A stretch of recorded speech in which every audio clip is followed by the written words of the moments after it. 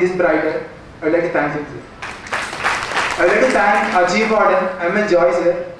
Even in this crunch, our campus is us for suggesting us and for making sure that everything goes right and everything is in perfect place. I would like to thank you.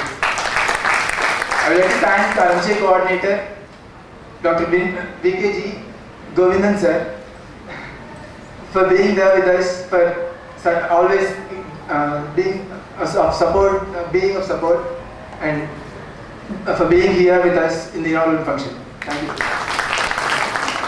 And I would like to thank Mrs. Subhashini R for being the faculty coordinator and for spending a lot of time in doing this, and actually she has been the part of this from the initial days, and she has done a lot. She has spent a lot of time in organizing this, and you know this, right? Like the things don't happen like that, and ma'am was there for doing this, for making this happen. And I would like to thank this. I would like to thank all the faculty of NIDC I would like to thank firstly our department faculty who is making this event possible by their full support and by their guidance and suggestions. And I would like to thank our faculty of NIDC who is supporting in one or the other means. And I would like to thank all the MCA students who really was there for organizing this meet. And I would like to thank all the participants who are the real gods for this event. Okay, so as I was talking about, so the topic for, and you know, in other words, you know, if you don't like something, feel free to raise hands and then we will get forward. So, okay, so what am I talking about here, and what are we talking about? How many of you have heard of the word data warehousing? Some of you have heard the word data warehousing. Today it is said that the subprime crisis or the home loan issues were the ones which triggered off this huge collapse, or rather that was the one which sowed the seeds for the huge collapse. So what I want to see through this, you know, through this few presentation is to tell you as to how the current system looks like, as to how the current system takes care of telling the businesses what the business is doing or how the business is doing, and this also gives an insight into how we can probably change and arrest or get to a reduction in this kind of situation that happen as we go forward. If you've heard it right, you know, why was the subprime crisis, or why there was a banking loan issue and all of that happened? It's because a lot of people took loans. People who had no way to repay the money were given the loans. And why was that done? Because there was no system in place to check, or number one. Number two was that the US economy, or most of the bigger economies, thought that they are so very much evolved that they do not have to put a check in place. They all thought that we all would survive. You know, people would always have a job. People would always find means to pay the money back. Right? It takes a lot of relevance, and think of it. You know, I always tell this in every college I go. Till now, for all that you guys are doing, it's your father or your mother or your guardian who's paying for it. Right? So you guys probably do not understand what's the pain of money. So at the same time, you know, while it's on the other side, it's you who pay for it. Think of it, you buy the best of the class bike and then you're thrown out of job in less than 3 months. Or think of a situation where, you know, you've been selected and then the company says, you know what, wait for 6 more months. So if such a scenario happens, how would you pay the canteen fellow? I mean, I'm not too sure how the scenario is, but in most of the colleges, the canteen guy is the one who gets hit the most because none of you guys pay. Right? It's always on credit, and none of you guys pay. So it's exactly the same situation that's happening today. Right? Everybody took instant credit, and then they don't have the money to pay it back. So can we arrest that? Can we come up with a situation? Can we come up with a new system which would change this scenario? So that's exactly what I'm trying to do in this presentation. So the present BI, I mean, these are things that I would have. We have the present system, how the current reporting system works, how the current, you know, how the businesses are told as to what they're doing and how they're doing and all that, and how do we change that.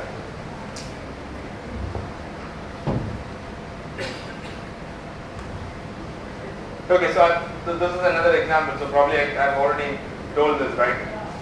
What happens today is, I mean, if you take the same example of college, you know, the current situation is that, you know, the guy at the counter, or the canteen guy, or the guy who's probably right across the building, right across the campus where you guys probably go by and then give credit notes to him and then you come back.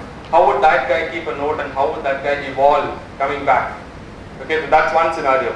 Another scenario is, this is a theme park which is probably a little too heavy, but I'll probably take a simple more scenario is, if you go into a bank, okay, for example, my case, if I were to take, if I go into a bank, if the bank comes and sells investment products to me, that means I should have lots of money which I'm going to invest in the products that the bank has, and then the bank makes money out of the interest that they get from there. If that's what the bank is trying to do, while if I was a customer who had no money, who always went to the bank to take a loan.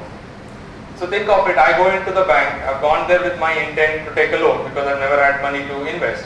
And then if somebody comes and sells investment products, I would say no to him, and I'd move out and then try to get the next bank which will give you loan at the lowest interest. Right? So that's what you would do. So how would I reverse the scenario? How would I have a system in place where when you walk into the bank can recognize Mr. Anjeev has come. In history, in the last 10 years that he has had with this bank, he's only taken loans. He's never invested anything in us. So what should you sell to this guy? Sell him another loan. Try to figure out, does he have the repayment facility? Does he have the money to repay that? And if he has the money to repay it, sell him a loan rather than try to invest something with him. So if you can come up with these kind of scenarios, or it comes up again. So if you look at current scenario, what we have is a report or in the business intelligence system that we have in place, it reports what has happened. It does not predict what needs to happen or what we need to do to make a situation turn around. Okay, so that's what we will try to see in these slides that come up. So if any of you have seen through the books on data warehousing, this is one of the textbook snapshots that I've taken. So what would happen today if I now move it a little bit more into the current scenario? I'm not too sure. I think Big Bazaar tried to come to Kerala and then there were a lot of strikes on that. I'm not too sure if that scenario exists today. If you look at any of the Big Bazaars or the Food World or any of those retail outlets, what would happen is they have systems that are built to take care of the transaction. How would I know? Coming back to the same question, how would I know I need to sell a loan product to this guy? You would know from the data that you have with him. And how would you get the data? Data exists in the banking systems that is there, right? So there are, what you see on the left hand side are the transaction systems, and those are the systems which will record the data that comes in through your ATM, through your bank withdrawals, or through any other system that exists in place. So that's the transaction system. So you pull all the data from the transaction system and keep it into a staging area. So this is the current scenario. Dumb things, right? It's like a go down. So warehouse is a place where you have data. You put a lot of data into there, and then that's a data warehouse. And what exists today is just a simple reporting mechanism. And what that says is, last year, last year we sold Lux X number of products. Last year we sold Lux, or we sold, let's say, any other soap which was a maximum selling product. Why did Lux sell more last year? Was it because Aishwarya Rai was advertising for it, or was it because somebody else was advertising for it? So how do I do all this analysis? So currently what you have in place is a system which reports what happens, which says my maximum sales last year was for in the soap category was Lux. Or let's say in the category of shirts, it was white, that is the color which sold the most. So why did that happen? What kind of created that? And how do I create a scenario where I can sell more Lux or more white color shirts or whatever sells the most? So that's what we're going to look at in the slides that come up. So this is the current situation as to how we have data gathered, put in one place, and then we do the reporting. So that the information that you see on the right hand side is the data that we show to the businesses, and which happens at the background, and these are the reports that business and corporate heads look at to take a decision. And what do we report? What happened? How many, how often, where? Like for example, quarter on quarter, last year this bank did this much amount of business, that bank did so much amount of business, those kind of stuff is what we report. And what we need to in the years that we go ahead is, can I predict why that such a thing happened? Can I predict that people who have taken loans will default? Like for example, for one of the banks that I'm working currently, I'm trying to build a system which will predict what will my balance look like in the next 15 days.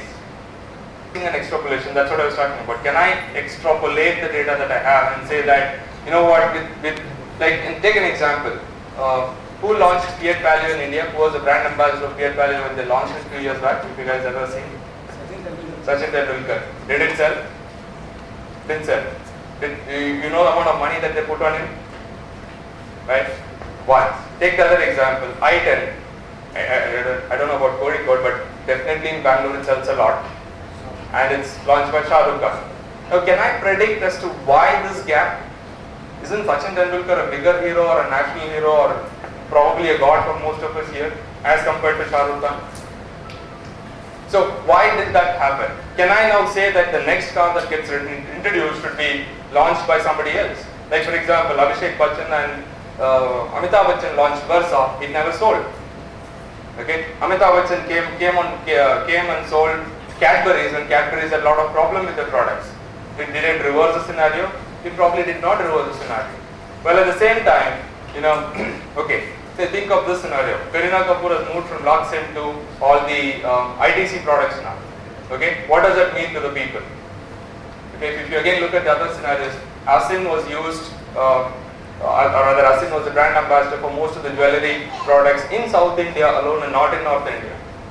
What kind of drove all the scenarios? And I'm taking examples which are relevant to us, but then if you look at it from a corporate perspective, it's got much more to it.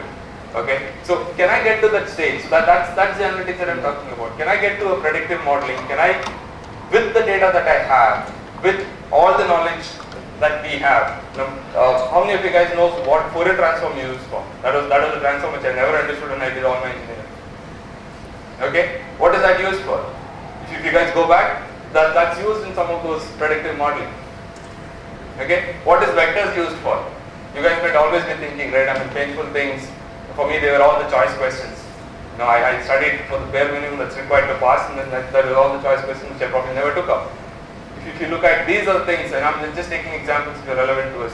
Fourier transforms, semantic modeling, and these are all mathematic theorems that you guys study today. You probably kind of neglect or you probably find it difficult to go through, but then these are the ones that are used to do this analysis. So we have this vast knowledge within us, and let's now try to see if any of this would help us and how it would help us. Now, so Wills, when Rajeshwar launched the ITC, ITC was known as a cigarette company. It was known only for cigarette products, right? How did they turn around and have, some of the, if you guys remember, if you guys had observed, some of the chips that you guys offered today was from ITC. So how did ITC transform itself? So for that, what an organization needs to do is have an enterprise goal. So that's the green one at the top.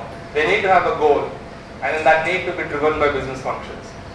Okay, so how do I make, take an example, how do I make NIT Calicut the most popular or the number one NIT as compared to the other NITs? So for that, with all respect and honor, your directors, they are the ones who would drive that, the enterprise goal.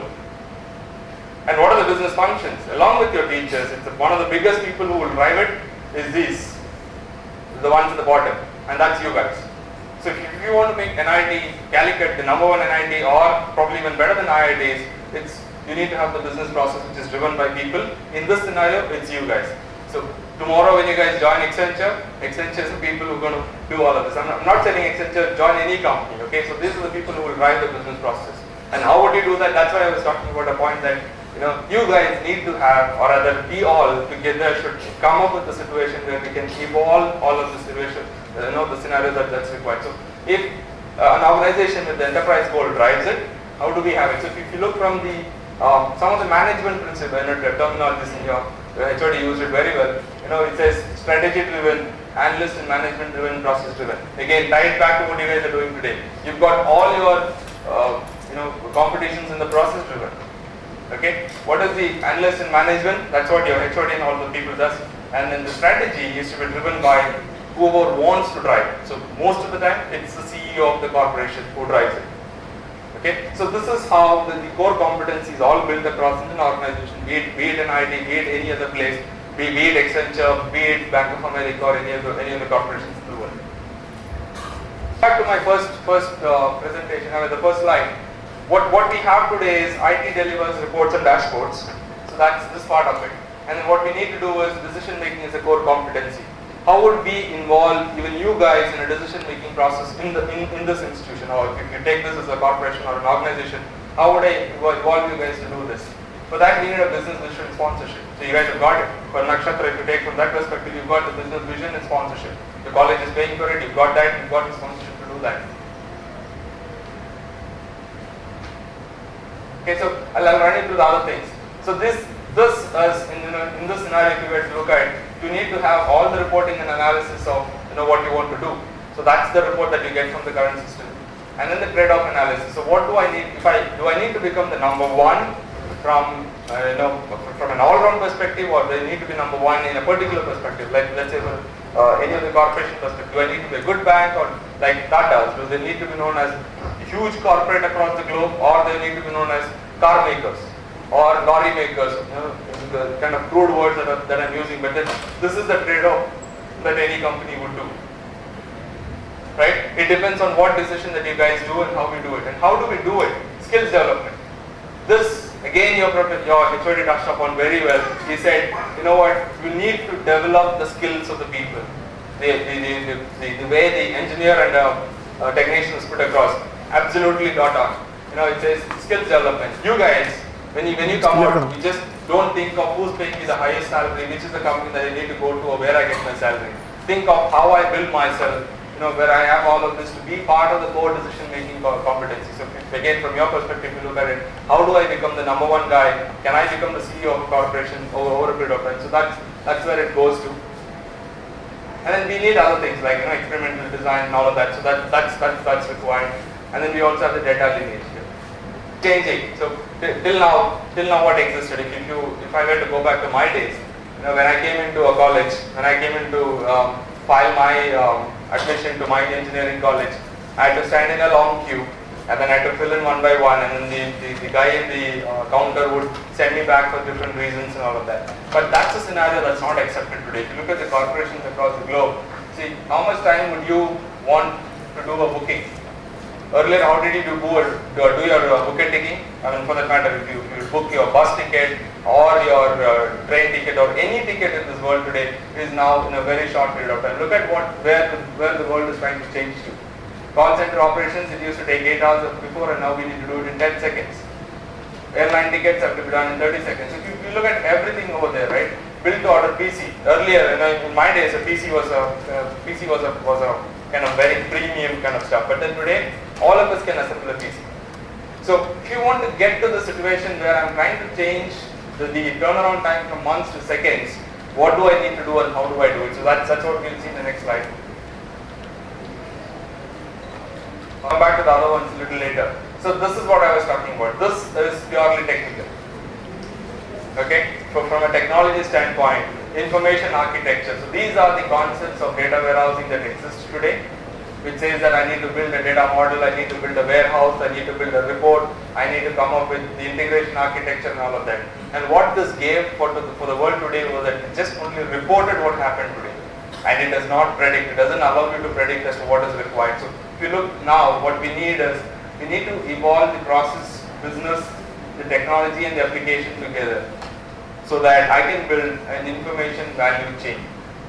So if I need to turn around everything in seconds, I need to build an architecture which takes care of technology, software solutions, business applications and business process, all of them together, so that I can create an information value chain. So that's where the world is leading to today, right? So you need to take every decision in a very short period of time, and then to do that, we need to have all of this linked together. And then now I'll probably go back to the other slides. Example already. So what this means is, see, what do? We all do. We are all the data people or the application people. So for all those technical experts, you would have heard this word SOA, which is service-oriented architecture. That's a new architecture that is evolving from Java, which is evolving from all your the other architectures that exist. And this is a new buzzword in the industry, service-oriented architecture. And these are the companies that are kind of driving all of that. And then we have got data which is available in the mainframe system, in an Oracle system, or in a Teradata system, these are databases. And then what we have is an operational BI. And what this means is, you can take another example. Let's say if you are running a call center operation for, let's say, Videocon, or take an example of Samsung. So if you have purchased Samsung TVs, Samsung washing machine, Samsung everything. And then if I'm a person who calls up and says, my washing machine is not working, the pipe that goes outside is leaking, and that's the complaint that I've called for. What would every time a call center guy do? He'll try to sell one more product. So if you guys have observed, or if you once you get introduced to that, every time you call a call center, along with the solution or along with taking a complaint, they try to sell something for you. So if this guy who's got everything which is Samsung, or at least most of the products are Samsung, and if you call me and say, you complain, I've registered your complaint for the leaking of the pipe in your washing machine, but along with it, why don't you buy a Samsung TV? That's the most irritating thing that you can do if this person has purchased already a 46-inch plasma TV from Samsung. If he's put in already more than $1 lakh and bought the TV, and then if you're trying to sell him the same thing, this customer will never go back to Samsung. Right? Exactly the same scenario. Where did I go when I was a student? I went to the guy who gave me the most amount of credit, and then I could pay it after the end of every year. Or whenever my father gave me more money, I could afford to go and give it to him. Right? So that's what we all would like to do. Right? So extend the same theory into a corporation. So why we need all of this? Why technology is getting so very much embedded into any decision making? A call center person does not have any knowledge. He's a technician. He has no knowledge. He only tells what is told to him. And how do you tell him what he needs to talk to his people? Is through all these things that he will put together. So this is kind of a very simplified way of how do I use business intelligence to convert my business to be a very intelligent business. Okay, so that I have all the data that is there, and then if the person is calling, if I bought all the products of Samsung, and if I'm calling only for repair, the best thing that you can do for him is, as a reward, go repair it in the least amount of time and say thank you very much, and then don't charge him anything, because he's bought most of the Samsung products. So if I can create everything as a service and expose to you people, like what that means at the end of the day is that I can go and compare why in digital electronics paper this I got less as compared to what was the highest that was scored. If that kind of a scenario can be created in this world, that's the kind of technology that we're talking about, and that's service-oriented BI. This is just a concept. It has not evolved. It is just coming up. There are just some white papers being written on it. I just put this slide in here to create some kind of thought process in you people. Go think about it. Can I expose a service? Can I expose whatever I want as a service today? Like how you buy a TV off the shelf. Can I expose all of this service which is protected, which does not cause any harm to your data, your personal data? And I'm just believing that my personal data is not lost, or I'm not going to have any impact because of that. So that's the intent of putting this slide. So we have service-oriented stuff and business intelligence. So if I can create both of this as a synergy, that's the technology that might probably rule the world in the years that come forward. This is the kind of thing that it would lead to. I'm trying to come up with what this leads to and where it will take you to in the days that come ahead of us. Okay, so this is an interactive visualization of what would happen. Like for example, what we put here is, if you look at this side, or I'm not sure if you can read it. What this tries to show is, if let's say for example a flight that flies from Calicut. Let's assume a scenario that you have to fly from Calicut to Frankfurt or Calicut to US or somewhere. Calicut is a small airport. You've got very few flights that fly out of it. So if a flight that flies out from Calicut gets delayed, and if you've got bookings from Calicut till Frankfurt through different other airlines or through the same airlines, if one particular flight gets delayed, what does that mean to the rest of the flights? Okay, does that impact your journey alone, or does it impact the journey of everyone on Earth? Okay, so that's the visualization that this tries to show. Okay, so it's got countries across the world. It's got the connection hubs. Like for example, for Singapore Airlines, Singapore is the main hub. For Emirates, it is Dubai, which is the main hub. So where all the flights would be the point for the other diversions of flight that you would want to do.